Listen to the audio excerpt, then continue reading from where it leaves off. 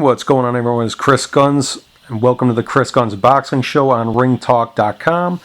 And we are on the eve of the big puncher versus puncher and Golovkin versus Lemieux at the Garden tomorrow. And joining me first to talk about his impression of tomorrow night's fight between Triple G, the man most people consider the middleweight champion, going up against dangerous David Lemieux, who's also a middleweight champion, the IBF version. Not too many people in the world can talk boxing and its history the way Billy Briscoe can. I want to thank you, Billy, for joining me, and I think it's fair to say that you're most recognized for training Gabe Rosado. Yeah. You guys aren't working together right now, as Gabe went out west, but you guys had a long run together, and one of the most memorable fights that he had, and there was a lot, but one of the most memorable ones was against GGG at the Garden back on January 19th, 2013, and it was a memorable, bloody fight. Take us back to that night, and what do you remember most about it? Well, the Triple G fight, well, me and Gabi, I started him off from day one, and we were together for a long, 10 years, as a matter of fact, and we parted ways, but I wish him the best. That night, in the Golovkin fight, it was a mandatory challenge in the world in the IBF at 154. And we was waiting to get our shot at K9. But then K9 lost the title to Ishe. But to make a long story short, they offered him the Golovkin fight. So, he's a fighter that dared to be great. You know what I mean? So he took the fight. And it was... we moved up. But he wasn't a real middleweight at the time. He was still 54. I mean, the night of the fight, we might have been weighing 61. Golovkin probably weighing 180. And we had a good game plan, but unfortunately, we got cut early. And there was 2 cuts over the same eye. And my guy Joe tried his best to keep him in there, but he just couldn't. So I had to stop the fight. Yeah, and after the fight was over, one of the most memorable lines was when Gabe was telling everyone how Triple G's strong as hell. You and Gabe had a real close relationship. And what did he tell you after the fight when you went in the back and stepped away from the cameras and the microphones? What did he say about being in there with Triple G? I just couldn't see. I mean, Gabi's a real fighter. He'll fight 10 times God Belena like that. I think he proved that plenty of times. I mean, he didn't win them all, but, he takes the road less traveled. He's there to be different. He's there to try to be great. But, we just went in there. We knew what we was. We knew what we was preparing for. We knew this guy was a big puncher and great pressure fighter. We had the right game plan. We did boxing. And later on in the fight, Gabi was able to catch this guy with some very good shots. And then later on, they wanted to try to say that was all because the man had the flu. But I don't want to touch base on that. That's what they say. That's what they say. But Gabi said the guy was in hard. He said, he's a good puncher. And you're a guy who knows and loves the history of the sport. I follow you on social media, and you post things that let people know about your appreciation of the sport and your boxing IQ. Who does Triple G remind you of the most when you take a look back at the history of the sport? Well, Triple G is kind of being molded by Abel Sanchez in the mold of Julio Cesar Chavez, if you will. But the thing is, he's a much better puncher than Chavez, but he doesn't have the defensive subtleties of a Chavez, but he definitely is a better puncher. Yeah, that's so, I think Abel Sanchez is using the mold of a Chavez to kind of mold this guy. Yeah, and you mentioned how Gabe caught him with a lot of shots during that fight, towards the end of it. And him and Triple G and Abel Sanchez both, especially after his last fight against Willie Monroe, he said that he allowed Willie to hit him to make the crowd more excited. Do you buy that, or do you think that he has leaks defensively? Well, he might have let him hit him. I don't know. I wouldn't want none of my fighters to let nobody hit him, even if they couldn't bust an egg if they fell on him. But I think he has defensive liabilities. I think he had holes in his defense, of course. He's a tremendous pressure fighter, and sometimes the ultimate aggressive guys, they take risks, they take chances. I think he's willing to take risks to land his artillery. Do you see weaknesses? You mentioned he might have holes in his defense. But do you think it's a serious issue? Do you think it might come back to haunt him eventually in his career? Well, nah, because I'm sure Abel Sanchez, because he's a hell of a trainer, very good guy. I'm sure they're working on filling in the gaps. I'm sure they're working on, getting more defensively sound. Yeah, and in his last fight, you didn't work the corner of Gabe Rosado. He fought. I haven't been with him for a while. Yeah, 10 years. But in his last fight, you weren't in his corner. He had Jesse Reid in his corner. Yeah, no, I said I was with him for a long time, but I haven't been with him for a while. I haven't been with him. What'd you think? You must have seen it on TV. What'd you think of his performance and fighting David Lemieux? What'd you think of Lemieux in that fight? I mean, Gabi came in great shape, and he came to give a good effort. I mean, he didn't fight the fight I would have had him fight, but that's another story. You know what I mean? He did well in spots. He just unfortunately got caught in that eye, came back to haunt him. You know what I mean? And because you remember years ago, they had what's called the After Trinidad effect. After Trinidad fought people, they were never right again. You know what I mean? Unfortunately, my man Dave Reid, we grew up together. He was never right again after that fight. Fernando Vargas, unfortunately, ended his career shortly. Yeah. With that beating that he took from Trinidad and quite a few other guys. And I think there's after Golovkin effect going on now. Think about it. Gabi got the after Golovkin effect, not in the fact that he's mentally damaged or physically damaged, other than the eye, but the eye got damaged and kind of like an Achilles heel coming back to home. He's got it fixed, but it's still, there's still something wrong with that eye where every time it gets hit, it slows up. But he's a real fighter. He bites down that mouthpiece, tucks the chin, and still keeps fighting. Yeah, so. And now you look at the rest of like Martin Murray. He took a hell of an ass whooping. Excuse my French, but he got beat ungodly by Golovkin. He might never be right again. What's the one that Gil? He got smashed. He wasn't never right. After that, now Steven, hopefully he'll be fine. I don't know. We'll see.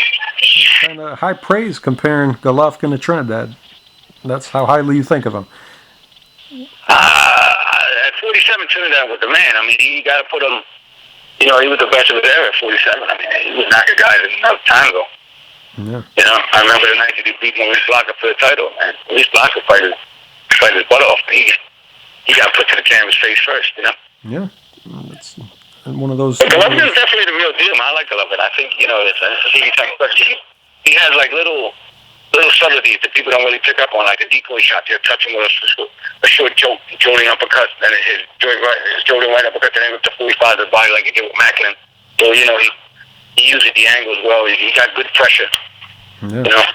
I covered the Macklin fight, and for 1 second I looked down, and I was writing something down real fast, and I heard what sounded like a gunshot. Yeah. And he didn't even hit the floor yet. After that, then you heard another loud sound when he hit the floor, but his punches sound. Hey, a liver shot, man, that's the worst. Oh, some people argue with you and be like, the solar plexus shot or the liver shot. But hey, either one of them joints, that's money. You know what I mean? Yeah. He dug it in there. He places the shots real well. Yeah. So how much? It's very accurate. Absolutely. And how much do you take away then from David Lemieux in his performance against Gabe? If you're saying that maybe his eye was never the same, Gabe's eye was never going to be the same after the Golovkin fight. So how do you rate Lemieux's performance against him? I mean, Lemieux did okay. I mean, he got him in the eye. He closed his eye, and then he fought him one eye. Gabi was still fighting. I mean, Gabi looked much better in the Lemieux fight than he did against Triple G. You think about it, because he was letting his hands go. I mean, he was getting caught with good counters that he couldn't see, but he was able to eat it. Gabi's got a world-class chin. He's probably got the best chin I've ever seen in person. I mean, this guy, Triple G didn't put him down. Yep. Lemieux got him with the eye, but he didn't, as far as like a chin shot, didn't put him down. You know what I mean? Curtis Stevens and that BKB stuff. Mm-hmm. You know what I mean? They did. Guys, so me personally, I think if you ask my opinion, I think Triple G runs through Lemieux 4 rounds or less.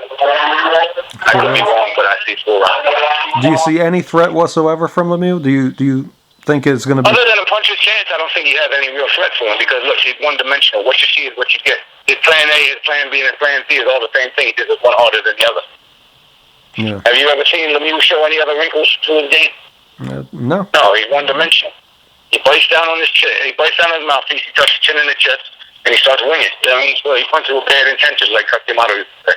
And that's good. I mean, he's able to blow these guys out, but, you know, it's a whole other ballgame when you go hunting a rabbit got a gun, too. He's going in there with a guy. He might not be as solid a puncher as Lemieux, but he places his shots well. You feel his knuckles through the racks. I mean, this guy's hitting hard, man. Yeah. You know what I'm saying? Yep. And what do you think the numbers are going to do tomorrow night? Do you think it's going to do a lot of pay-per-view numbers? I really don't know because they're both foreign. I mean, Triple G's, he lives in California now, but he's from Russia, you know, by way of Germany, or Germany by way of Russia, however you want to put that. Mm-hmm. And then Lemieux, he's an import from Montreal, so I'm really not sure. Yeah. So now of a fight, though. I mean, when you got two of the biggest guns in the business going at it, you know, should be fireworks. I don't think we're going to need the judges tomorrow. Definitely. I mean, I really don't think the judges are going to need to work tomorrow. They can sit there and, you know, enjoy the fight. You going to be watching it? Yeah, definitely. You know, I'm a big Triple G fan. I admire the guy. You know what I mean? Yeah, and what do you got going on right now in Philadelphia? You're one of the best minds in the game. What are you up to now? I got a guy. I got a couple guys, a couple irons in the fire. You know, and I'm shadow training a few guys. I shouldn't really speak on because you know, then it wouldn't be shadow training. You know, I'm helping guys out behind the scenes. You know, to help them out. And then I got Sam Vargas out of Canada. He's a Canadian welterweight champ. I've been working with him. He's coming along slowly but surely. Mm-hmm. You know, he'll be ready in another year and a half. Can't wait to see you. Can't wait to see you. He's 47, so he'll be ready another year and a half. Yeah, look forward to seeing you. I think he's 23-1-1 right now. 21-1. Give me 23-2-1. 23-2-1. I know you got big things coming. You're one of the young guys in the game, and like I said, one of the great minds in the game already.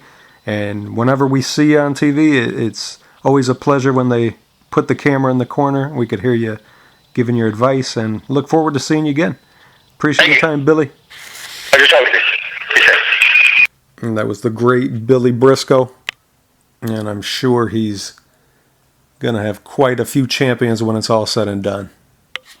Joining me now to give his analysis on tomorrow night's big Triple G David Lemieux fight from Madison Square Garden is one of the great motivational trainers in the world, the great Jesse Reid Sr. And Jesse, we're on the eve of what has the potential to be a fight of the year as Triple G tries to add another title to his collection, the IBF title this time. I think it's going to be a great fight, to be honest with you. It's a good matchup. Yeah, and I know that you had the chance to see David Lemieux up close as you trained Gabe Rosado to battle him last December. What was your take on the possibility of Gabe winning that fight going into it? Did you? Well, I thought Gabe, if he would have boxed a little more and wouldn't have got his eye damaged the way he did, was going to be in the fight because he had as much balls, and he's as tough as Lemieux. Lemieux's a tough kid too, but I think that Gabe would have given him more of a challenge if he didn't get his eye hurt. I think he lost concentration and was not doing the things that we wanted to do in the training camp. He just went to fight. That was in Lemieux's favor, you know. And I think when he fought both boys, he's got this game toughness about him, and when he gets hurt, he's like he's just overly tough. He just goes after anything in front of him, and it gets him hurt more. You know? He's got that bad eye. Yeah, and Gabe fought pretty much everybody there is to fight in the middleweight division. After the fight was over, what did he say about what he saw from David Lemieux and what he felt in there? Well, he said, I felt fine. My body wasn't fatigued, but I couldn't see. And every time he hit me in the eye, he said it hurts so damn much. Well, he had a detached retina, you know, and he went 2 or 3 more rounds with his eye and lid just hanging there. Even I wanted to stop it, and he wouldn't let me. He told me, let me go a little more and see what I'm doing.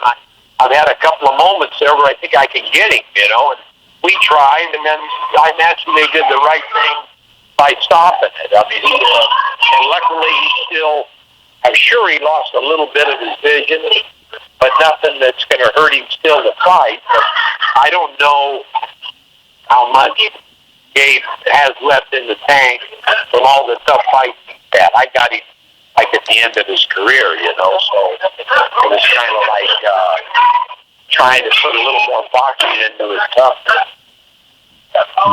It's kind of hard to teach the old dog new tricks, but you if anyone could do it, it would be you. So yeah, I tried. If you watched in that fight, I was telling him to punch and move and work behind his jab, and he went into exchanging. And you know, hey, in moments of fights, you go back to how you've been taught, what you have, you know. And he just went to, they come and get it and went to work, and it ended up costing me. But there's nothing away from Lemieux. He fought a smart fight. He got in better shape than I've ever seen him in. And he came to fight. I think he's going to be in the best shape of his life for this fight with Golovkin. You know, if you're not, you're going to get hurt. if Triple G called you and asked you what he has to be careful of, what would you tell him? His left hook. Yeah. It's better than his right hand, although he's good with both hands. And he puts combinations together real well. Yeah. But I think if McLaughlin sits there and just sits with him, he's fighting his fight. He's got to box him a little more and maybe keep his hands up a little better. He has a tendency to drop his hands and stick his head out there, put suck guys in. I don't think he's going to try to do that in this fight. I think he's going to use all of his skills, try to outbox him and outpunch him. Yeah, it's going to be an exciting fight. There's no way around it. I don't know how long it's going to last, but for as long as it lasts, it looks like it's going to be exciting for every second of it. What do you think of Triple G when you look at his body of work so far? What do you see in Triple G that makes him special? Well, he's a wiry, strong guy with a great determination, got great skills, great speed. I just think he's a gifted athlete, and he seems to live clean and do things the right way. So I have nothing to say bad about him. I think he's but I do think he takes chances. I don't know if the chances, if he takes chances in this fight, he's giving him the shot to do something. Yeah, in his last fight, he said that he let Willie Monroe land some punches to get the crowd more into the fight.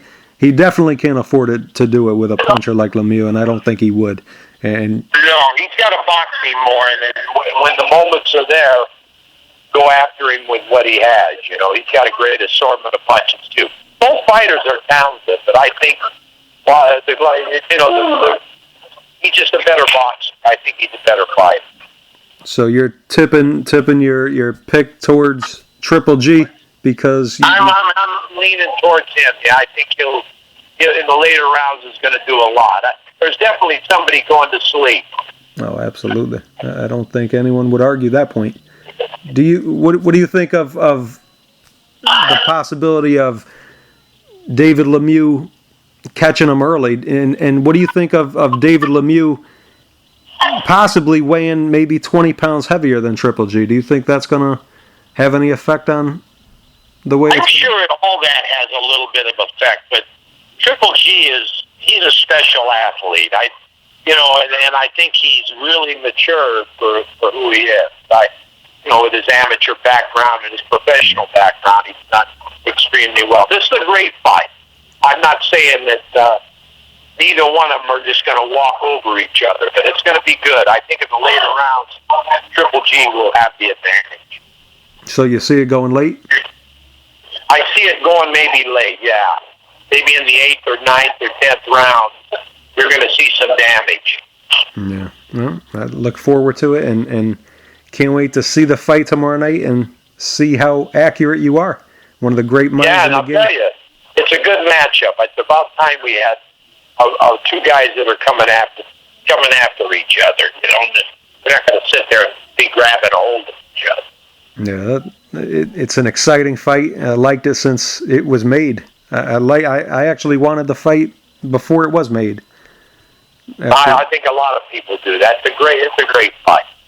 Even when Gabe fought both of them, and he gave both of them. He was in the fights with both of them, except that the damage that was done to him was too much. Anybody wouldn't even be able to do half of what he did in the fight. I mean, because he was really beat up.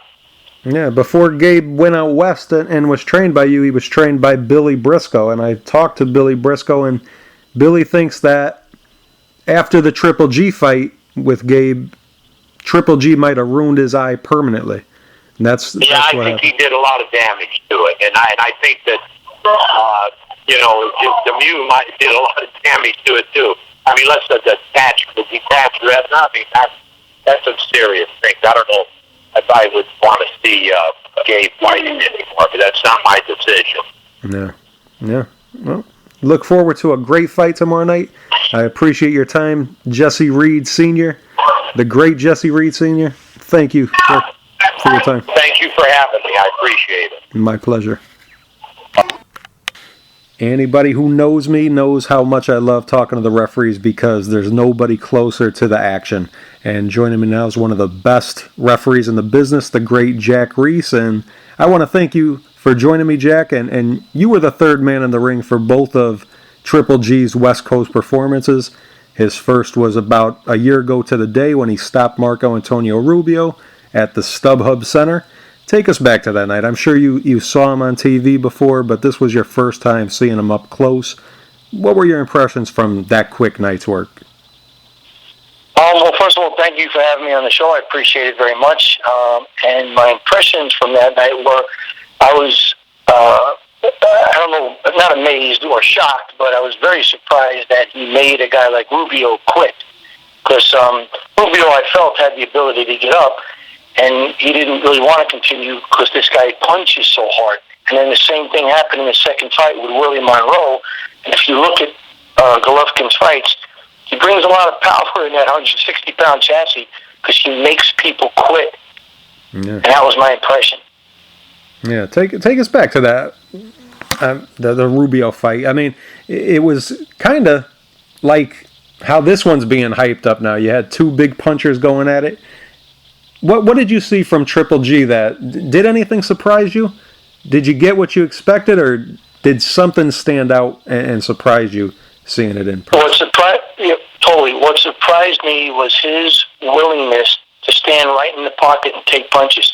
He was boxing a little bit, and he was successful doing the boxing. He wasn't taking shots, but he felt Rubio's power, and without, I guess, he didn't respect the power, or maybe he felt Rubio couldn't hurt him, and he just walked right in and took shots to give shots. And a guy gambling like that, so sooner or later you're going to get caught, which will be interesting tomorrow night to see if that happens. But his willingness to get hit, to make it exciting, and give the fans a fight is unbelievable. Every fight he has, you see he gets marked up because he's not afraid. I don't think it has to do with boxing ability. It's because he's not afraid to get in there and take one to give one or two. Yeah, and I was talking to a couple of trainers earlier today, and I was talking to Billy Briscoe, Philadelphia trainer, trained Gabe Rosado before his fight with Triple G and spent a good 10 years in his corner. He's got a great mind for boxing, and he said that he thinks that Triple G is the total package, but I was talking to him about how in the Willie Monroe fight, Triple G and Abel Sanchez both said that he takes punches to make the fight more exciting for the people. Do you think that he does that, or do you think he's more got a defensive problem, like some people say? I don't think he has a defensive problem. I think he's doing just what they said, and it must make Abel Sanchez cringe when he does that. But it appears that Gennady goes in and gets a feel for what the guy who he's facing, what their power is, and if he feels he can take it, he's not afraid to make it exciting, and he goes in and he fights. Yeah, it's a scary thing for a trainer. Yeah. I think he is a complete package as well, and I think tomorrow night both fighters, their tendency is to bang, and under pressure, you revert back to your training, or you revert back to what you know, and what they both know is banging. So it could be like a Hagler-Hearns fight tomorrow night. I think the fans are going to be in for a good fight. Yeah, and did you notice anything special about the sound of his punches, the way they sounded? I covered the Macklin fight, and the fight ended on a liver shot. And for 1 second, I took my eyes off the action, and I heard what sounded like a gunshot. And it was even before Macklin hit the floor, because as soon as I looked up, I heard him hit the floor, and that was another thudding sound. Was there anything different about the sounds to you in those two? Absolutely, and I'm sorry I didn't bring this up earlier. Golovkin punches like a brick, and the thumps that he hit you with, I didn't hear it so much in the Rubio fight because the crowd was electric and it ended very quickly. But the Monroe fight went 6 good rounds, and he was thumping them. It was great, hard punches. He's the real deal. And I know Lemieux is also, that's what makes tomorrow interesting. Yeah. And what do you think of Lemieux's chances? Do you give him any kind of chance whatsoever? Absolutely. When you have two guys standing in there who both have power throwing, anything can happen. That's what makes it interesting. Just like I keep going back to this reference, just like Hagler-Hearns. But if you're a statistic type of guy, I believe Golovkin owns the stats. He's had 345 amateur fights. He beat guys like Lucien Boutet in the amateurs. Quality and the level of the fighters that he's had in the pros has been a little bit higher than Lemieux. Something interesting about Lemieux that no one's mentioning, this is only his second time out of fighting out of Montreal. Mm-hmm. He had one fight in Barclays, and now this fight where Golovkin has been, a student of the world. He's been around fighting everywhere. He loves fighting all around and making fans every place. So I think the pressure of the magnitude of this fight is going to have an effect on Lemieux that he might not even be aware of. It's like welcome to the NFL on this fight. The other factors, I believe, is the amount of power punches thrown per round. Statistically, Golovkin owns that. Golovkin's an inch bigger than him, an inch taller than him, and Golovkin also, when it comes to the common opponents were Rosado. It took, I think Lemieux took him out in 10, and Golovkin took him out in 6, and then Rubio was the other common opponent. Golovkin took him out in 2, and Rubio beat Lemieux. So I just think there's an edge for Golovkin on those, based on those factors. But we'll never know. Tomorrow, let's just hope it's a great match for boxing, for our industry. Yeah. And are you surprised with how the fans have accepted Triple G? I mean, 20 years ago, before the internet, before social media got so popular, this would have been probably unheard of for a guy from Kazakhstan coming and just taking over the... And I guess it kind of happened with the Manny Pacquiao being Filipino and having such a large American fan base. Are you surprised with the draw that Golovkin is in his West Coast debut and his Madison Square Garden debut against Gabe Rosado? He received a lot of people interested in him. Are you surprised at all with how the public's fascination with Triple G is? I'm not surprised at all for a multitude of reasons. Number one, this is the United States. Give us your tired and your poor. This is the place where immigrants come and they can have a better life. And there's lots of immigrants from all over the world, Kazakhstan, as well as when Pacquiao was here. This has got L.A. It's got like the second largest Philippine population other than Manila. Yeah. So that's why Pacquiao was so successful with his, when he came here and stuff. But the United States has lots of immigrants.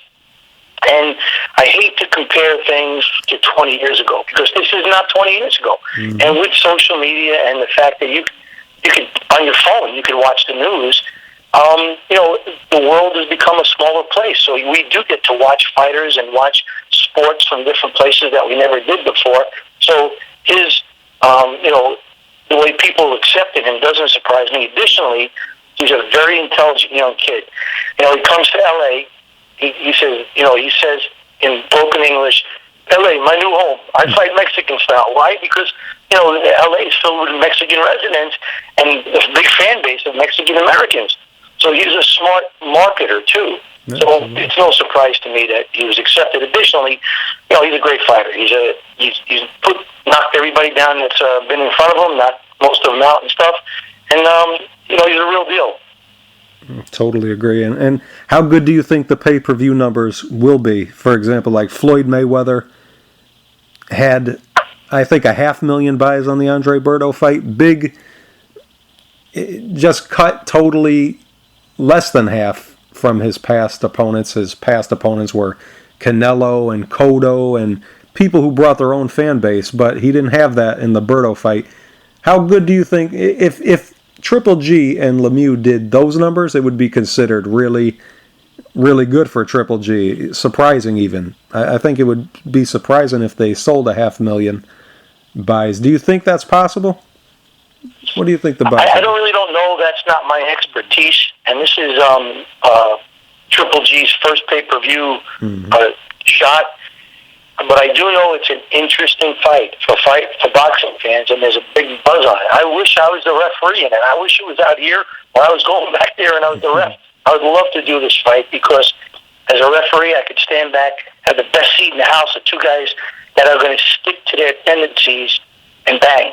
This is not going to be a dancing contest like some other fights that we've seen. This is going to be, two guys out there to fight and prove something to each other and prove something to the world. That's what also makes it interesting.